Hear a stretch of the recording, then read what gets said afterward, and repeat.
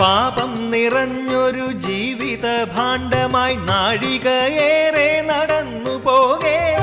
പാപം നിറഞ്ഞൊരു ജീവിത ഭാണ്ഡമായി നാഴികയേറെ നടന്നു പോകെ.